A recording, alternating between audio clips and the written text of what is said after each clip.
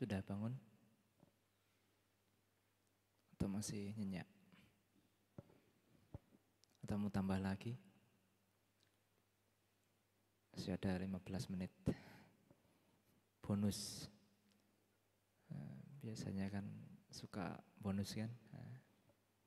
Bonus meditasi.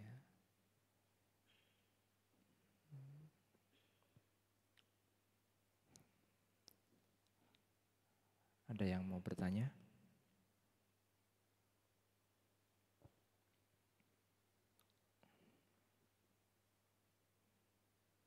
Tidak ada. Gimana kalau saya yang bertanya? Gimana kalau saya yang bertanya?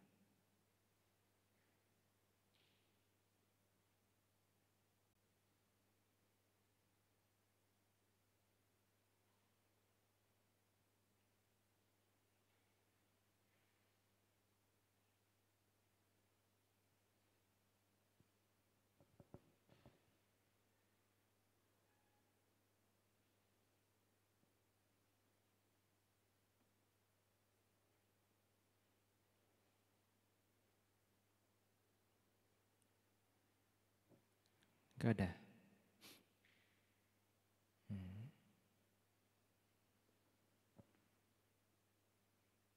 Gak ada pertanyaan. Silakan. Mic-nya. Yang belakang.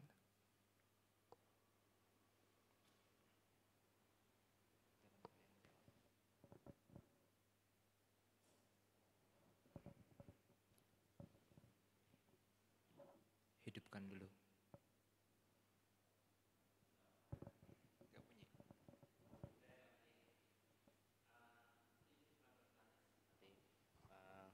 Mau sedikit mengusulkan aja. Mungkin kalau boleh ya Bante, untuk meditasi berikutnya sedikit mengusulkan pintunya nggak usah ditutup saja Bante. Karena saya merasa sepanjang meditasi hari ini lumayan ya suara pintunya. Lebih baik dibuka dan tidak mengganggu orang lain. Sedikit usul aja, menurut Bante gimana?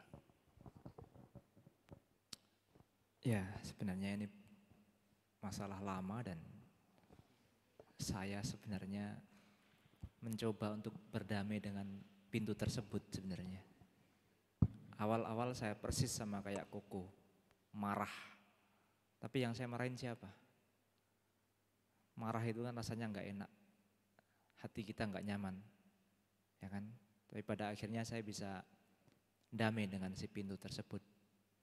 Dan pada malam ini ternyata ada yang nggak damai dengan pintu tersebut. Ya, nah ini pertanda bahwasanya wipassananya belum begitu berkembang. Nah, gitu ya. Tapi jangan tersinggung, tapi oke, ini usulan yang baik.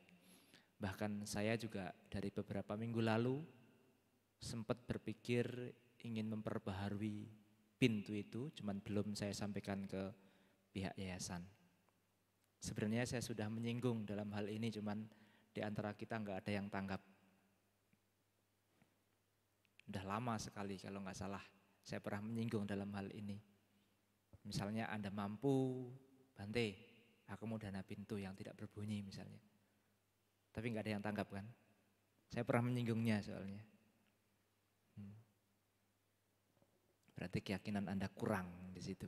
Nah, sebenarnya saya udah ngasih isyarat, cuman nggak ada yang tanggap.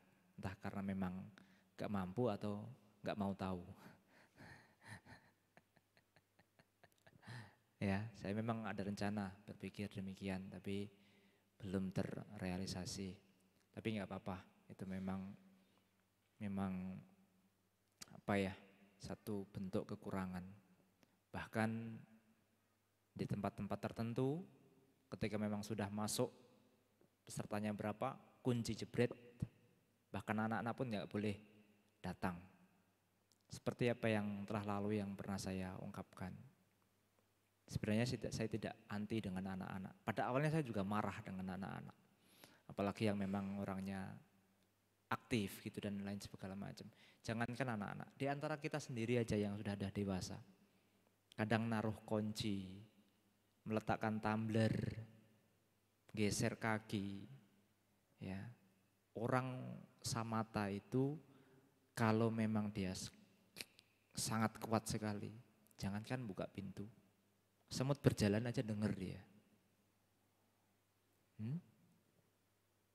Dan samata itu kebisingan atau suara, sedikit apapun suara, itu laksana duri di kaki kita. Makanya jelas kalau Koko tadi merasa nggak nyaman, ya memang itu samata itu seperti itu. Ibarat kayak duri ketika belum dicabut kayak mana? Mau buat jalan pun gangguan kan, nggak enak kan? Nah samata itu adalah memang harus memerlukan tempat yang hening, ya, tempat yang hening, tempat yang nyaman. Saya sudah lama kok ya untuk bercoba berdamai dengan, kebetulan saya sudah agak sedikit damai dan ternyata ada Koko juga yang tidak. Ya, terima kasih atas masukannya. Ini sebagai evaluasi kami yang memang menyediakan tempat yang masih banyak kekurangan, tetapi kalau ditimbang-timbang juga banyak lebihnya juga sebenarnya ya. Dan hitung-hitung itu adalah praktek latihan. Mungkin Koko pernah dengar istilah kamatana.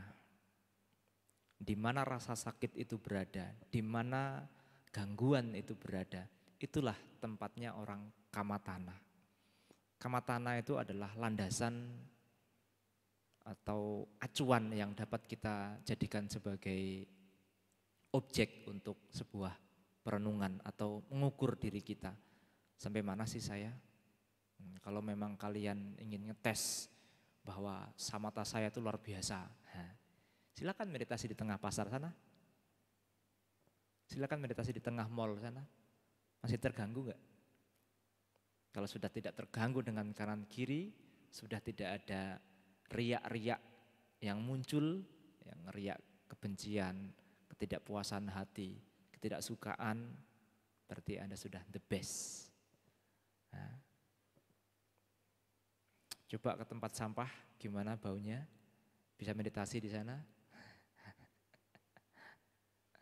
Ya, memang samata itu memerlukan tempat pengondisian yang memungkinkan. Kalau dibuka takutnya nyamuknya banyak. Jadi banyak faktor. Saya juga sudah berpikir kalau misalnya dibuka bisa. Tapi banyak nyamuk dan mungkin itu kan hanya apa namanya? Pakai kawat ya, tapi kawatnya besar. Terus kalau ada orang yang lalu lalang di depan itu sangat jelas sekali. Bahkan saya pun juga titip kepada Pak Satpam, Pak, kalau misalnya pas kita lagi kelas meditasi di sini dan di depan ada orang ngobrol, tolong ditegur dengan bahasa yang santun, dengan bahasa yang sopan. Jangan ngobrol di sini, bahwasanya di sini sedang ada meditasi. Termasuk orang yang mau menghidupkan kereta, start motor, apalagi yang motor gede itu ya, yang suaranya drong gitu kan, gak enak sekali. Kalau bisa dituntun sampai depan gerbang baru dihidupkan. Saya dulu juga pelaku seperti Koko, pelaku meditasi. Jadi ketika wihara, ketika temannya masih ada yang meditasi di wihara itu pengertian sekali. Jangan hidupkan motor di sini, agak jauh sedikit baru kita hidupkan. Lah kalau kalian nggak tahu saya, depan pintu, gitu kan? Tak peduli lagi ada orang latihan atau enggak. Nah ini sebenarnya adalah latihan kita bersama sebenarnya. Ketika kita memiliki empati seperti itu terhadap teman-teman yang lagi ada kelas meditasi ya. Saya sendiri kalau keganggu nggak enak. Makanya buka pintu kadang pelan-pelan. Ya memang pintunya jahat, jadi walaupun sudah pelan pun masih ada suara ngek. Yang awalnya sudah mau naik jananya ya kan, sudah mau naik ngek, turun lagi. Ya memang atau mungkin pelan-pelan kita bisa geser ke belakang. Tapi di belakang juga sama. Karena yang jadi masalah itu sebenarnya kita sendiri, teman-teman kita sendiri. Makanya kalau Anda tahu, sudah tahu ditentukan di ITBC jam meditasi itu 7.30, aku nggak seneng ikut baca Pali. Oke, katakanlah baca Pali itu hanya sekedar 10-15 menit. Jadi jam 7.45 Anda baru masuk. Kalau misalnya seperti itu. Jadi Anda harus perhitungkan betul. Nah, sebelum masuk Anda pun juga harus memeriksa diri Anda. Jangan sampai di tengah-tengah meditasi nanti Anda kebelet BAB atau BAK. Jadi terlebih dahulu sebelum Anda masuk ke ruangan ini, ke belakang dulu. Pernah nggak kita misalnya di depan ini pas waktu di tengah-tengah meditasi kebelet? Ya pernah juga. Gitu. Kalau masih bisa kita tahan, kita tahan. Kalau sudah nggak bisa ya terpaksa harus keluar. Jadi itu ritual kami biasanya itu sebelum masuk ke sini itu pasti mampir toilet dulu. Ya, jadi itu adalah perhatian di antara kita. Masing-masing kita saling menjaga. Jadi tidak hanya pintunya, tidak hanya tempatnya, tapi dari masing-masing kita sendiri yang juga harus berintrospeksi diri. Sudah tahu kelas meditasi, ya bagaimana segala hal yang berhubungan dengan suara dan lain sebagainya diusahakan untuk diminimalisir, ya, agar tidak mengganggu yang lain. Nah kan, ayo tanggung jawab loh.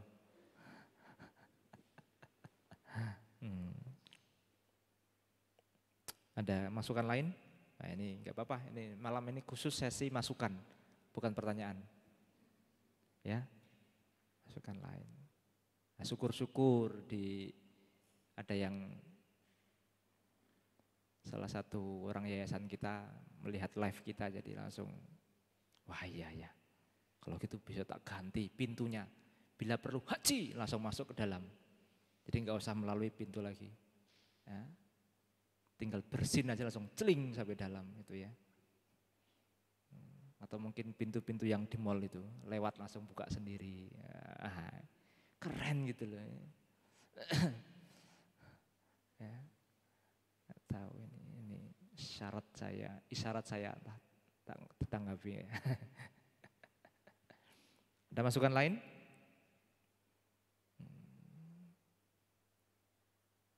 Nggak ada. Memang itu sih sebenarnya masalahnya ya, memang di situ. Dan itu sudah dari minggu-minggu lalu saya sudah berpikir, ataukah mau dioli apa namanya itu kenirnya ya, engselnya ya, atau mau dioli engselnya atau apa? Coba nanti kita pikirkan kembali bagaimana nanti menghubungi. Atau di sini ada yang ahli kenir, ada ahli engsel. Nah ini kesempatan nih. Besok saya kesini bantu saya bawakan tukang. Misalnya kan ya apa-apa kan nggak harus ganti pintu juga ya. Jangan tertipu dengan ocehan omongan saya. Ya. Kalau misalnya bisa ganti lebih baik ya yayasan setuju oke, gitu kan. Kalau misalnya nggak diganti ya minimalnya engselnya misalnya diakalin yang bagaimana gitu. Nggak ada yang tukang engsel sini. Kalau gitu besok tak tukangi sendirilah ya.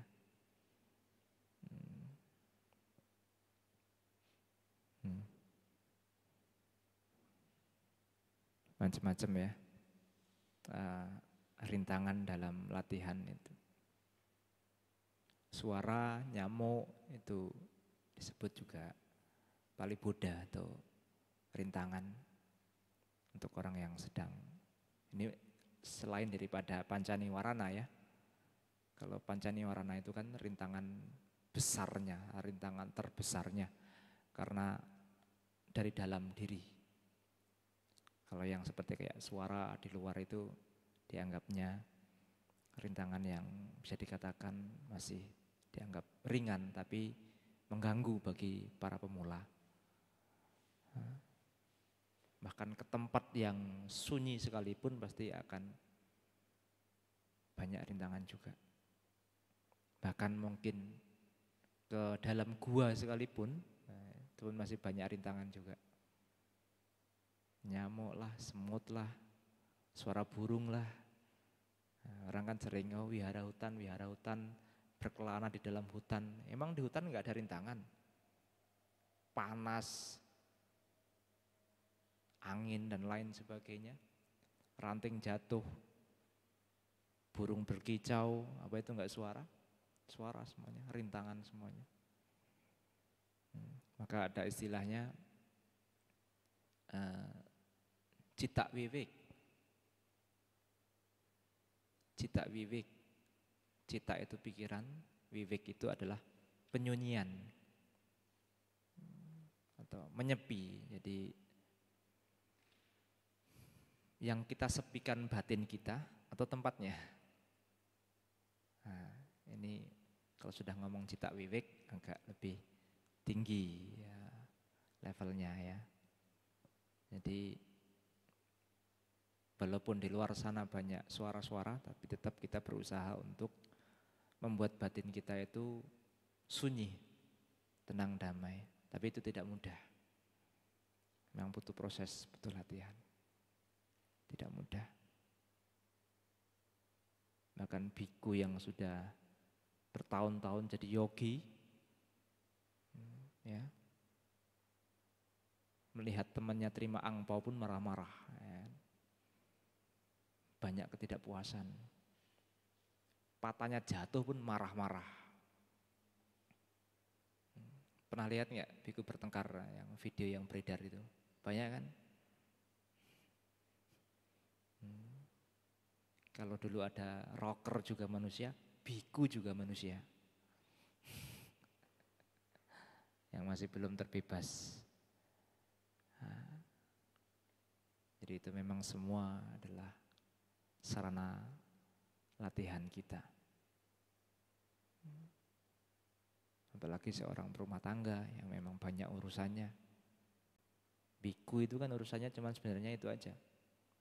Mengurusi dirinya sendiri, mengurusi kotoran batinnya sendiri, menghadapi kotoran batinnya sendiri, yang harusnya lebih dibanding dengan umat awam. Tapi melihat sesuatu yang tidak diinginkan, tidak sesuai dengan harapannya, marah-marah, banyak kan? Banyak. Belum lihat yang di depan marah kan? Belum tahu ya.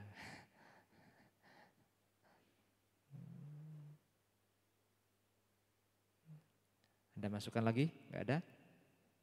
Tenang, enggak. Saya suruh ganti pintu kok, tenang aja. Tenang, aman. Itu ada sambung pertanyaan lain? Silahkan. Nama budaya.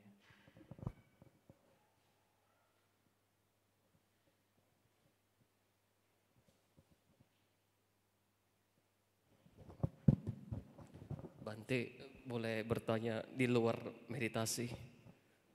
Silakan. Ya, Bante, ini mengenai hutang kama ya.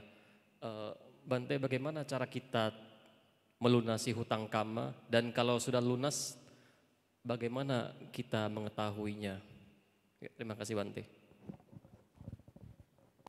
Hutangnya berapa M?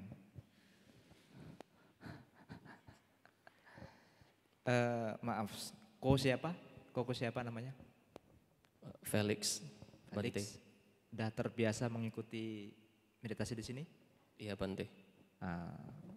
Udah berapa tahun? Lama? Ini tahun 2023 berarti mungkin 4 tahun ada Bante. 4 tahun ya. Berarti sudah sering dengar saya ngoceh juga ya? Kadang-kadang jumpa Bante, kadang enggak. Kadang enggak ya? Duh, sayang sekali kalau enggak jumpa ya. Baik, pengertian hutang karma ini sebenarnya bukan dari Buddhis, bukan dari ajaran Buddha. Kalau enggak salah itu ada campur tangan tradisi, entah siapa yang mengutarakan itu. Entah para peramal. Saya sebenarnya kalau menyebut kayak peramal tangki apa itu enggak enak sebenarnya ya, karena orang nanti yang merasa dia peramal atau apa merasa tersinggung. Sebenarnya saya enggak enak nyebut seperti itu, cuman ya ini hanya untuk kita ya. Istilah hutang karma itu makanya kenapa banyak kadang ada orang yang kesini bawa jubah, Bante saya bawa baju, ada Mungkin dikatakan orang pintar menyarankan saya untuk bawa baju ke sini. Sebenarnya jubah ya, tapi dia bilangnya baju. Baju untuk suhu atau untuk bante. Karena katanya saya memiliki hutang karma. Saya langsung, pasti ini, kalau yang lalu-lalu saya sering menyatakan, kalau KTP kamu, kalau kamu suka bilang budang serenang gacami, ketika ada masalah yang kamu cari itu harusnya adalah ulama kamu. Ulama kamu siapa? Ya suhu, ya bante, bukan paranormal, bukan orang pintar. Ya. Bukan dukun, bukan. Karena pelindungan kamu, sangha itu kan salah satu pelindungan kamu kan, sanghang serenang gacami. Kalau ada masalah yang Anda cari harusnya adalah sangha. Kebetulan kalau misalnya sanghanya itu di situ dia terpelajar, pinter, cerdas, bijaksana, luar biasa. Kalau yang kamu cari itu misalnya di luar daripada pelindungan kamu, bisa saja. Kalau dia mempelajari agama Buddha, mungkin tidak akan keluar dari relnya, rel dhamma. Tapi yang kamu cari misalnya ketemunya bukan yang belajar agama Buddha, bisa saja solusinya bisa salah. Kurang tepat, kurang bijak, kurang manis, kurang elok. Gitu ya. Bahasa apalagi yang kurang? Tak lengkapi bahasanya biar mudah dimengerti. Jadi mohon, siapa tadi? Felix ya? Oke. Istilah hutang karma itu tolong dibuang jauh-jauh. Istilahnya diganti. Ya, katakanlah kalau saat ini yang paling berat hutang karma apa? Nah, sekarang saya tanya balik.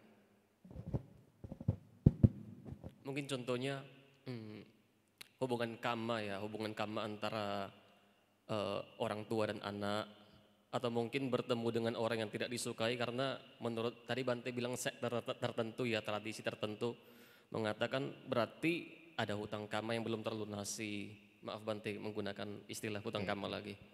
Ya mungkin kalau dalam Buddhis itu ya Bante, hubungan karma ya. Baik, ya itu kan karena bahasa yang belum sampai ya, karena ada menggunakan istilah karma. Misalnya contohnya adalah ketemu orang yang tidak kita sukai, ataupun ketemu orang tua yang memang kurang bisa mengerti anak dan lain sebagainya. Lalu kemudian kita menganggap itu hutang karma. Sebenarnya enggak ada masalah, cuman bahasanya beda. Ketika bahasanya beda maka pengertian kita juga beda. Tapi kalau kita berusaha untuk melihat dari 5 yang ada di dalam Brahma Wihara Parana itu kan Kamasaka, Kamadayada, Kamayoni, Kamabandu, Kamapatisarana. Itu di situ di 5 ini itu enggak ada yang namanya hutang. Tapi kalau yang berhubungan justru ada. Berhubungan atau sedang memetik buah karma, itu lebih tepat. Ya. Tapi orang itu kebanyakan kalau lagi memetik buah karma yang buruk, dia anggapnya itu sebagai hutang. Tapi kalau misalnya lagi menang undian Bank BCA misalnya 1 unit Innova misalnya, kenapa dia nggak bilang ini kan hutang karma saya? Kenapa nggak bilang begitu? Tapi kalau kita menanyakan ini kan buah karma saya, sangat tepat sekali. Buah itu kan antara yang memang buahnya bagus atau busuk. Ya. Jadi atau enggak? Baik atau buruk? Jadi buah karma itu di situ. Jadi saya terlahir, berhubungan, mewarisi, terlindung, ya kan? Semuanya dari karma kita sendiri. Jadi kalau ketemu sama orang yang kita benci, tidak mendapatkan apa yang kita inginkan, itu kan sudah jelas masuk di dalam kebenaran Arya pertama. Maka umat Buddha itu harusnya batinnya sudah sangat siap ketika menghadapi hal-hal yang tidak diinginkan ketimbang keyakinan-keyakinan lain. Karena apa? Pertama yang diajarkan, kebenaran yang pertama yang diajarkan adalah tentang apa?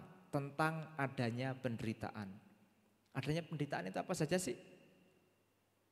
Lahir, tua, sakit, mati, ya, berkumpul dengan yang dibenci, berpisah dengan yang dicintai, tidak mendapatkan apa yang diinginkan, berhubungan dengan yang disebut stres, galau, kegelisahan hati, ratap tangis, kesedihan, singkatnya ya, jasmani kita ini atau yang disebut manusia ini, itulah yang disebut penderitaan. Jadi ketika kita melihat atau sudah mengerti hal seperti itu, harusnya kita sudah siap, tidak kaget ketika kita bertemu dengan orang yang tidak kita sukai. Ini kan bagian daripada kebenaran Arya. Mengapa dikatakan kebenaran Arya? Karena hal ini yang telah dilampaui atau hal yang telah direalisasi para yang mulia itu. Apa yang sudah direalisasi, itulah yang beliau ajarkan. Jadi bagi siapapun yang mampu melampaui kebenaran Arya yang pertama ini, dia nanti akan naik level menjadi orang yang mulia itu tadi. Maka disebut Arya, entah itu Sotapanya, Sagadagami, Anagami maupun Arahat. Jadi bahasanya yang perlu dirubah atau pemahaman bahasanya yang perlu diganti. Karena satu kata, satu suku kata kalau kita pahami salah maka akan membuat pemikiran kita juga salah. Ya, jadi acuannya harus melalui Kamasaka, Kamatayada, Kamayoni, Kamapandu, Kamapatisaramana. Sebenarnya enggak ada utang piutang. Yang adalah hubungan karma yang tiada henti. Makanya Buddha itu sebenarnya tidak mengajarkan kita untuk selalu di dalam ruang lingkup karma. Kalau bisa kita itu melampaui karma itu sendiri. Di luar sang karma, nibbana jawabannya. Kalau seseorang masih terlibat dengan karma yang baik, karma yang buruk, perbuatan baik menimbulkan kebahagiaan, karma yang buruk menimbulkan penderitaan. Selama seseorang belum mampu keluar dari dua lingkaran itu, maka akan selamanya dia terkurung di dalamnya. Jadi Buddha sebisa mungkin harus memotong keduanya itu. Di luar daripada antara karma baik maupun karma buruk. Sudah di luar itu, sang Buddha itu seperti itu. Arahat itu sudah di luar daripada karma. Maka perbuatan seorang arahat itu sudah tidak berfungsi lagi. Sama seperti kayak sang Buddha. Sang Buddha mengajarkan Dhamma selama 45 tahun. Itu kalau mungkin dalam pengertian orang biasa, pahalanya sangat luar biasa. Kalau berbuah itu sangat luar biasa. Berhubung Buddha adalah beliau seorang sama sang Buddha, seorang arahat, maka kebaikan itu hanya sebagaimana fungsinya kebaikan. Tidak mempengaruhi beliau dalam baik dan buruk lagi. Jadi beliau sudah di luar konteks baik dan buruk. Dhamma itu baik kan? Ya kalau masih sang Buddha masih terikat dengan karma baik, ya berarti beliau belum nibbana. Ya. Coba seandainya itu berlaku di saya, oh mungkin karma baik saya sangat luar biasa itu. Kalau selama 45 tahun mengajarkan Dhamma yang luar biasa, yang bisa mencerahkan banyak orang. Itu sangat luar biasa. Tapi berhubung sama sang Buddha itu sudah di luar konteks baik dan buruk, apa nih bahasanya baik dan buruk? Apa ini? Ini bahasa langit ya, bahasa tinggi ya, harus dipahami dengan secara mendalam. Makanya beliau sudah tidak terlahir lagi. Tapi kalau masih di dalam konteks baik dan buruk, ya akan selamanya lahir terus. Lahir mati, lahir mati, lahir mati, kadang di alam dewa, kadang ke alam manusia, kadang mampir ke alam neraka, kadang mampir ke alam binatang. Seperti itu. Jadi buah dari kebaikan ya akan menimbulkan kebahagiaan, buah dari keburukan akan menimbulkan penderitaan. Nah, sedangkan Buddha menyarankan kepada kita untuk keluar dari kedua hal itu. Tapi sebelum keluar dari hal itu, maka kebaikan itu perlu. Jadi antara kebaikan juga berbeda, antara parami juga berbeda. Kalau sesuatu yang disebut kebaikan, di luar dalam agama Buddha banyak yang mengajarkan kebaikan. Sopan santun, beramal, bahkan di agama lain juga ada wiridan juga kan, meditasi juga itu. Tapi kalau sudah ngomong ke parami, berarti kebajikan yang mengarah pada lenyapnya kotoran batin dan pencapaian nibbana atau arahat. Jadi kebaikan itu perlu, tapi tidak hanya sekedar baik. Baik yang mengarah pada lenyapnya kotoran batin atau terkikisnya kotoran batin hingga puncaknya nanti benar-benar sudah bersih, clear gitu ya. Maka disebutnya arahat, sudah tidak terlahir lagi. Nah kalau seperti itu, tak jamin enggak ada utang karma itu. Buah karma yang baik ataupun yang buruk pun sudah istilahnya ya. Sudah menjadi ahosi semua itu ya. Ada istilah ahosi karma juga, karma yang tidak memberikan hasil ya. Tapi berbeda dengan pengertian yang istilahnya itu. Kiriya watu ya. Jadi seorang arahat itu hanya dia melakukan kebajikan, mengajar dhamma, mengajar meditasi, ya, dan lain sebagainya itu hanya sekedar menjalankan fungsinya. Tetapi secara buah sudah tidak berbuah lagi. Buahnya apa? Hanya bermanfaat untuk orang yang mendengarkan ceramah. Oh, Bante ini ceramahnya sangat mencerahkan. Karena Bante ceramah saya bisa tercerahkan. Ya, manfaatnya di orang yang mendengarkan. Untuk Bantenya beliau sudah terbebas dari karma, jadi sudah tidak dapat dalam ruang lingkup karma. Tapi secara nama baik beliau tetap mendapatkan nama baik. Oh, Bante Asaji, Bante yang sangat luar biasa. Beliau adalah gurunya Sariputta. Guru pertama Bante Sariputta itu bukan Sang Buddha, Bante Asaji. Sariputta itu kan murid utama kan, dari Sariputta dan Mahamonggalana. Guru pertama beliau siapa? Bukan Sang Buddha, tapi Bante Asaji. Itu pun melihatnya bukan hanya karena ceramah seperti saya yang sok ceramah, sok tahu, sok pintar. Enggak seperti ini. Beliau hanya melihat Bante Asaji itu terkendali dalam semua indranya. Pindapata, jalannya nampak anggun. Enggak cengengesan, ngomong sana, ngomong sini. Lah kalau kita kadang pindapata masih cengengesan. Ngomong sana, ngobrol sini, ngobrol situ, gosip sana, gosip sini. Awas hati-hati ya, besok yang ikut pendapatan nggak boleh ngomong ya. Nah, Ancu Aji, apa kabar Ci? Hubu, gitu kan. Beda dengan Bante Asaji. Pindapata, nampak anggun, tenang, damai, ya, menimbulkan keyakinan pada umat yang melihatnya, sehingga yang dulunya sebelum menjadi Bante Sariputta itu melihat, oh ini kok ada seorang pertapa kok anggun pembawaannya, terkendali, tidak sibuk hidupnya. Siapa ya? Gurunya siapa? Saat setelah selesai pindapata, kemudian beliau menyantap makan itu ya, menikmati makanannya. Itu pun dulunya Bante Sariputta nggak berani mengganggu. Lah kalau kita lagi makan pun ditelepon, nggak tahu ini lagi jamnya makan. Ini lagi jamnya Bante jam makan nih. Ditelepon, bila perlu diajak ngobrol sekalian di situ. Ya, suruh ceramah aja sekalian di situ. Jadi kadang umat juga harus paham, gitu ya, harus paham.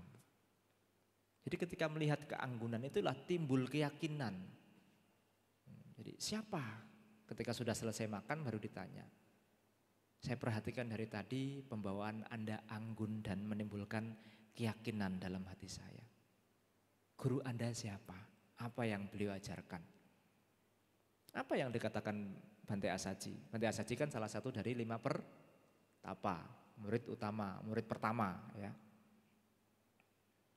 Saya baru belajar, saya biku baru, walaupun beliau sudah, kalau nggak salah waktu itu sudah sotapanya ya. Sotapanya atau arahat saya lupa.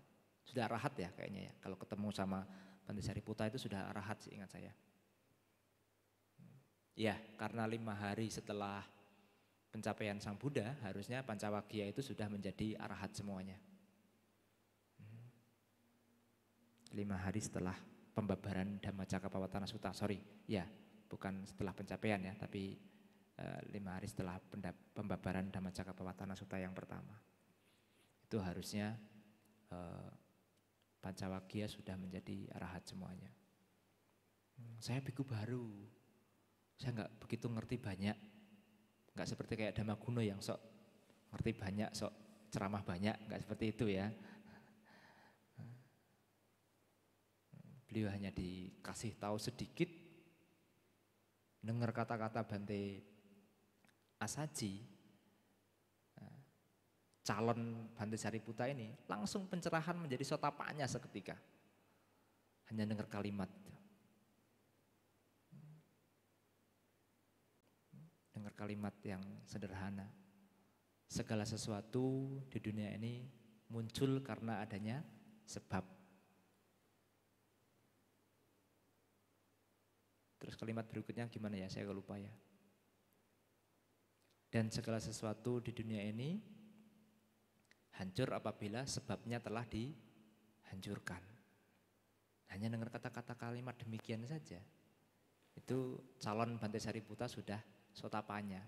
Berarti sudah sotapanya sebelum menghadap Sang Buddha.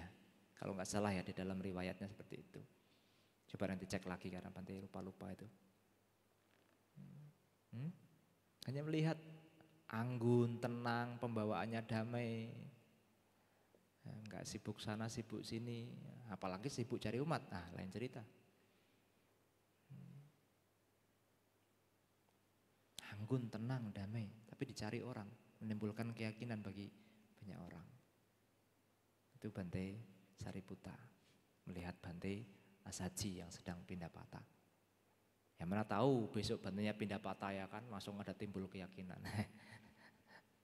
Sotapanya lagi, nggak tahu ya. Umatnya yang sotapanya, bikunya belum sotapanya. Jadi itu ya tentang hukum karma, sebenarnya tidak ada hutang karma. Jadi memang banyak disalah artikan, karena hutang karma maka kamu harus ngasih jubah kepada para bantenya, karena dalam kehidupan lampau kamu adalah seorang biku katanya. Loh justru bagus, ngapain dibayar hutang kalau begitu? Kalau dulunya biku, kalau bisa saat ini pun jadi biku gitu. Untung si peramalnya itu nggak ketemu saya. Kalau ketemu orang nakal kayak saya hancur dia. Langsung ngadu argumen di situ. Ya.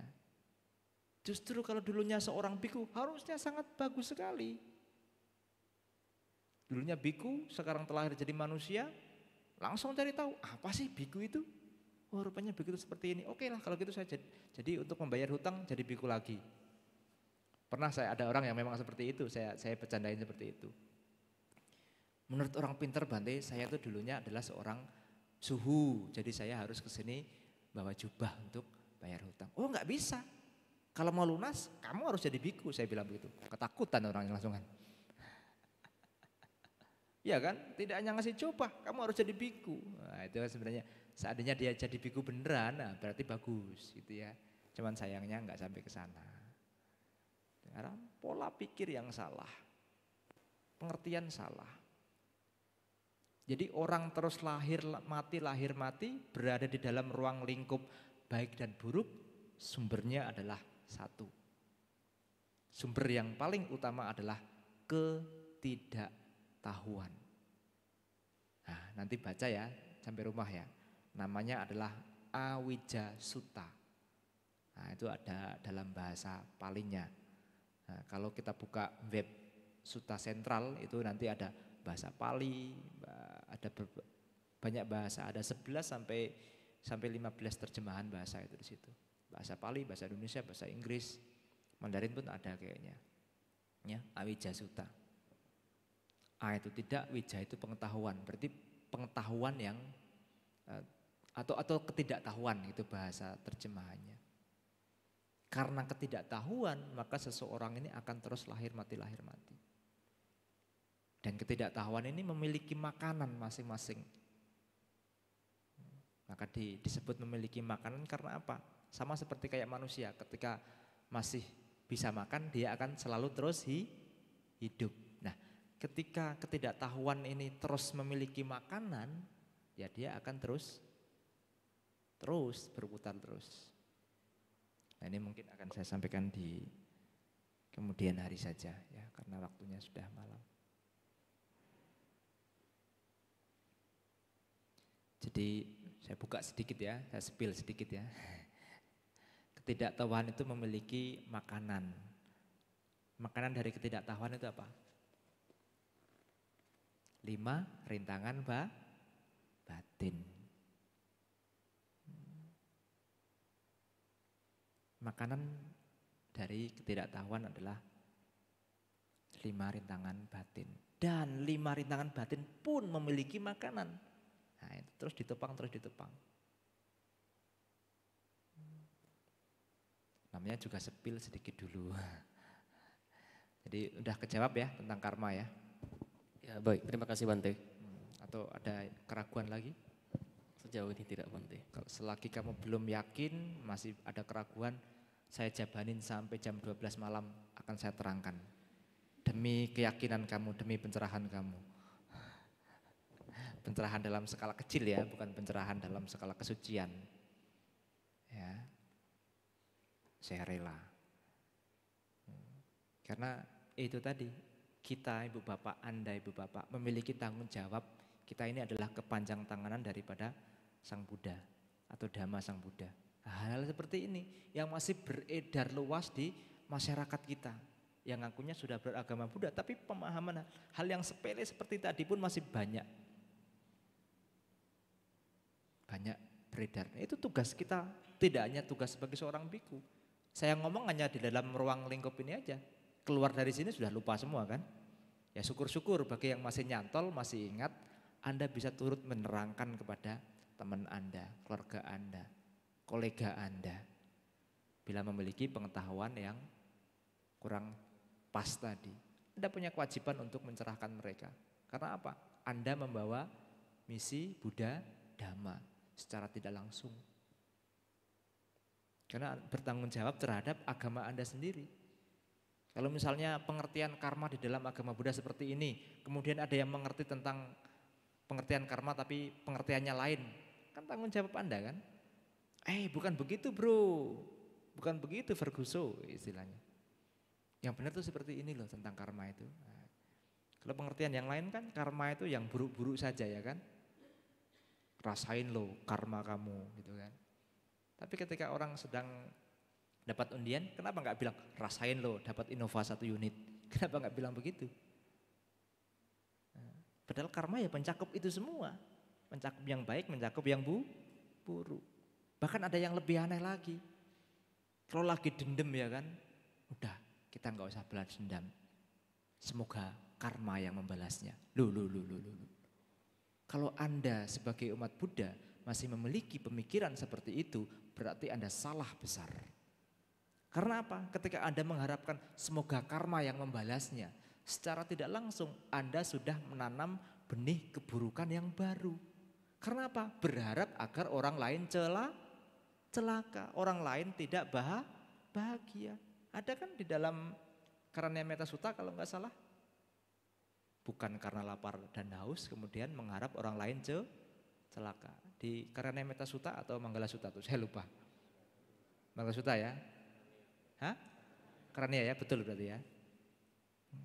Jangan hanya karena lapar dan haus, bukan karena marah dan benci kemudian mengharap orang lain celaka. Hati-hati, gak apa-apa kita sabar, biarlah karma yang membalasnya. Seolah-olah kalimat kamu itu bagus tapi sesat. Sesat kalau kita pikir secara mendalam itu sesat.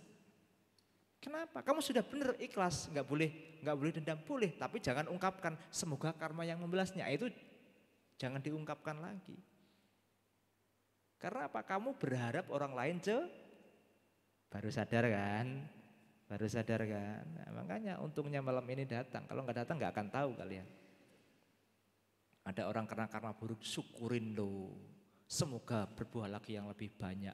Apa ini? Berarti abal-abal nih Anda ini ya gitu ya. Tapi untungnya tidak seperti itu.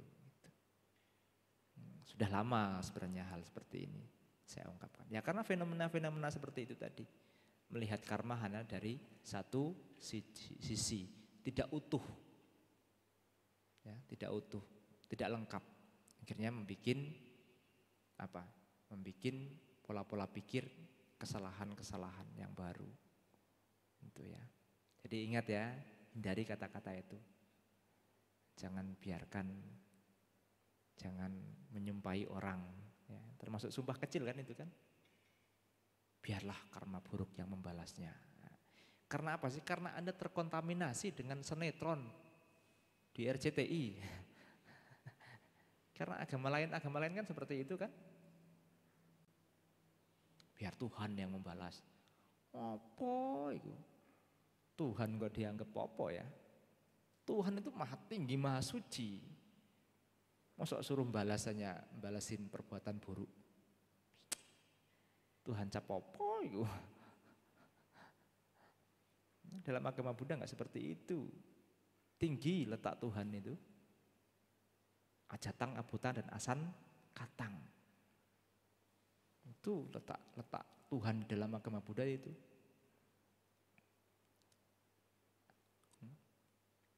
Tidak terlahir, tidak tercipta, tidak terkondisi. Apa? Nibbana. Tuhan agama Buddha bukan kaleng-kaleng. Bukan kaleng-kaleng. Ya. Ajatang, abutang, dan asang katang. Enggak ada istilahnya, biarlah Tuhan yang membalas. Itu kan nampak sekali, jenjang spiritualnya. Ya kan, bersyukur Anda loh. Makanya ketemu Buddha Dhamma ini sangat bersyukur sekali. Bisa dipahami ya tentang karma ya, kemana-mana ada karu-karuan malahan. Ya mungkin itu yang dapat saya sampaikan, semoga bermanfaat dan mohon maaf atas segala kekurangan yang belum mampu saya sempurnakan. Akhir kata, Sabbhe satta bhavantu sukhitata, Namo Buddhaya.